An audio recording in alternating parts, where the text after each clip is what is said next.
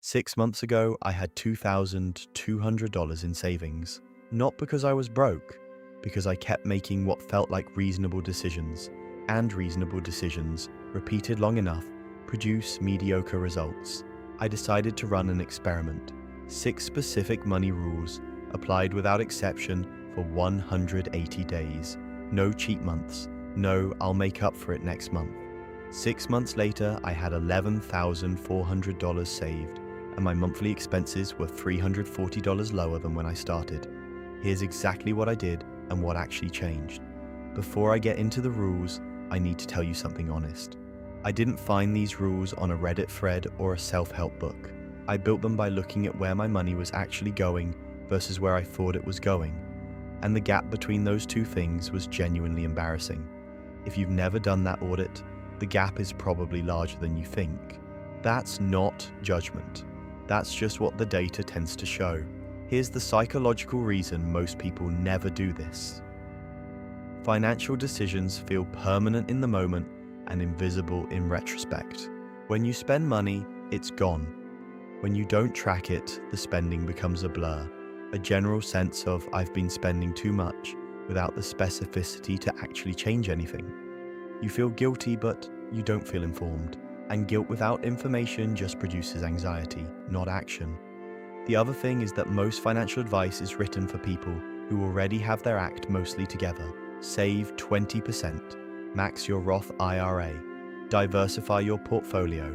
That's all correct advice, and it's almost completely useless if your checking account hits 0 3 days before payday. These rules are for the gap between where you are and where that advice assumes you already are. Rule 1. I stopped tracking my budget and started tracking my regret.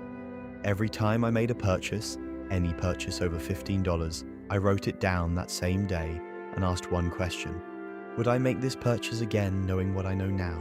Not a moral judgment, just honest accounting.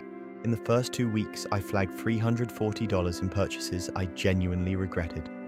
Not huge amounts, a $45 dinner I didn't enjoy, a $30 app subscription I'd used once, a $60 piece of clothing I bought because I was tired and bored, not because I needed it. The point of this rule isn't to make you feel bad, it's to create data.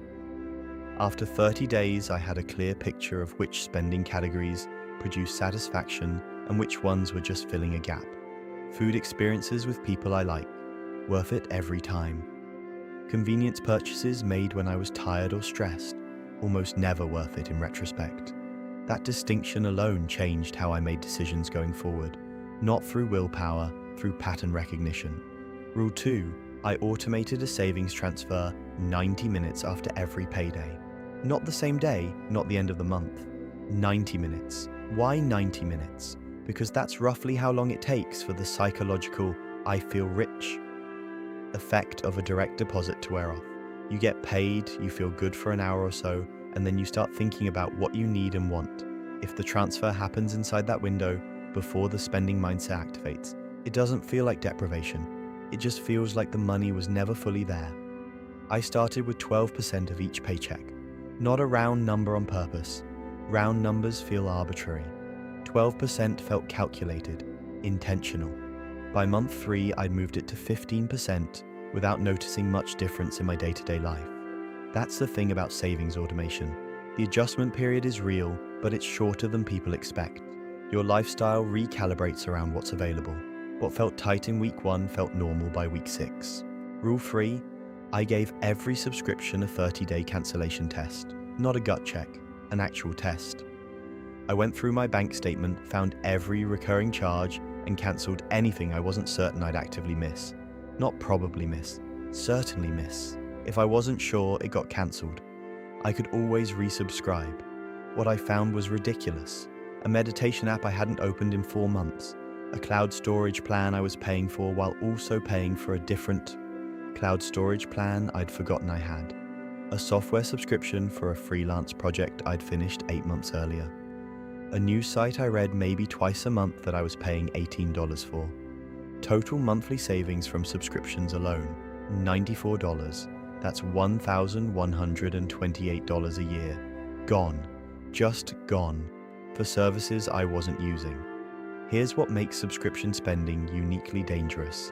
It's designed to be invisible. The charges are small enough to ignore individually and spread across enough categories that they don't cluster into one obvious problem. You notice when you spend $200 at dinner. You don't notice 4 $15 charges across 4 different apps. But $60 a month in forgotten subscriptions is $720 a year, and $720 a year invested consistently is real money over a decade. Rule 4. I set a 72-hour rule on non-essential purchases over $75. If I wanted to buy something that wasn't food, a bill, or a genuine necessity, I had to wait 72 hours before purchasing. 3 days, that's it. If I still wanted it after 3 days, I'd buy it without guilt. If I'd forgotten about it or no longer cared, which happened roughly 60% of the time, I'd move on. The 72-hour rule saved me from buying things that were solving a momentary feeling, not a real problem. A new backpack when my current one was fine. A kitchen gadget I saw on an ad at 11 p.m. A jacket I liked for about 24 hours and then forgot existed. Over 6 months, I can trace at least $800 in purchases I didn't make because the impulse expired before the 72 hours did. $800 from just waiting 3 days. The psychological mechanism here is simple.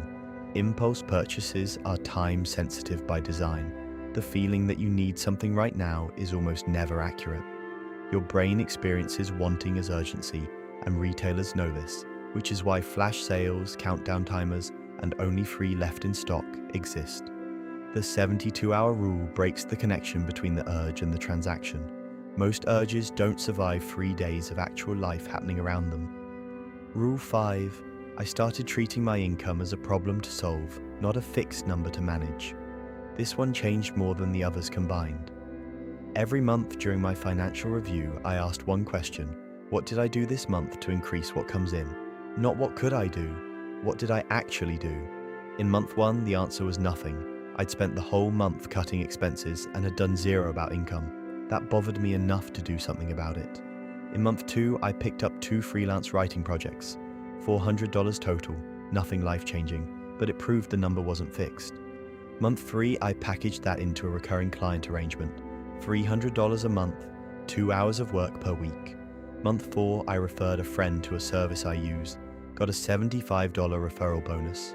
Small things, but by month 6, my effective monthly income was $620 higher than when I started, without a promotion, without a new job, without any dramatic change in how I spent my time. Rule 6, I scheduled 1 financial review per month and treated it like an appointment I couldn't cancel. Not a vague intention to check my finances. A specific date, a specific time, a specific checklist. The first Saturday of every month at 10 a.m. Same every time. 25 minutes, I check my savings balance, review what I spent versus what I planned, look at any debt balances, review subscriptions again, and write 1 specific financial intention for the coming month. The consistency of this was more valuable than the content. When you review your money on a schedule, 2 things happen. First, you stop being surprised by it. Bad months feel less catastrophic because you've built the habit of looking honestly at the numbers regularly. The anxiety of not knowing is almost always worse than the reality of knowing.